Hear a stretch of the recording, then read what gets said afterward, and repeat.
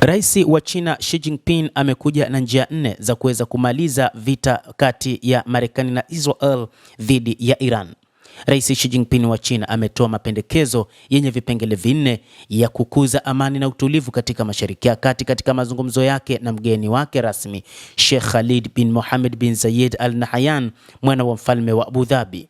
Wakati wa mkutano wa Jumanne, Xi Jinping alitoa wito wa kuzingatiwa kwa kanuni ya kuishi pamoja kwa amani na kuongeza kuwa utawala wa sheria hauwezi kutumika wakati unaofaa na kutupwa wakati ambao sio.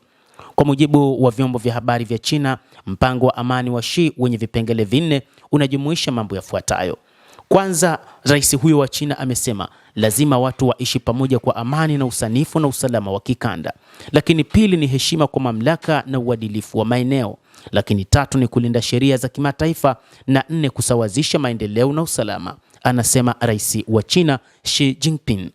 Wakati Beijing imerudia kuikosoa kampeni ya Marekani na Israel kuwa ni kinyume cha sheria, Xi ametoa maoni machache hadharani kuhusu mzozo huo.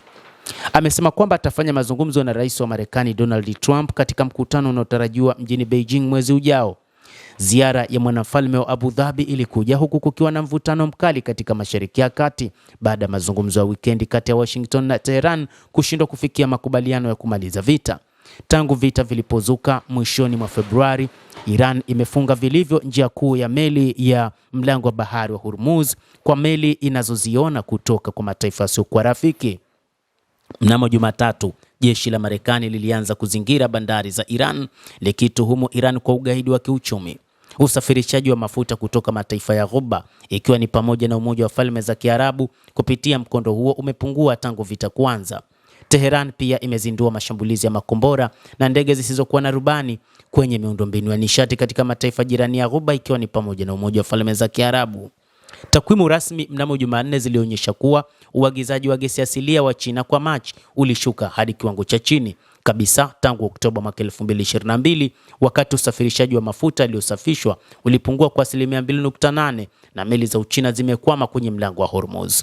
Hatupaswi kuruhusu ulimwengu kurejea kwenye sheria za msituni, Xi Jinping alimwambia Sheikh Khalid, mtoto mkubwa wa rais wa Umoja wa Falme za Kiarabu Sheikh Mohammed bin Zayed Al Nahyan.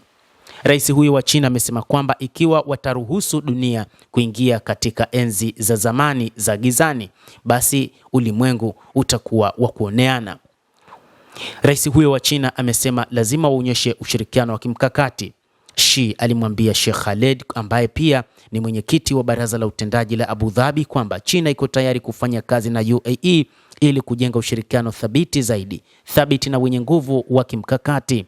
Ziara ya mwanamfalme huyo wa nchi kubwa zaidi kati ya falme 7 za falme za Kiarabu inasisitiza dhamira ya muda mrefu ya kupanua ukanda wa uchumi unaokuwa na China ikijengwa na kasi iliyotokana na ziara ya mwaka 2024 ya babake Sheikh Khalid.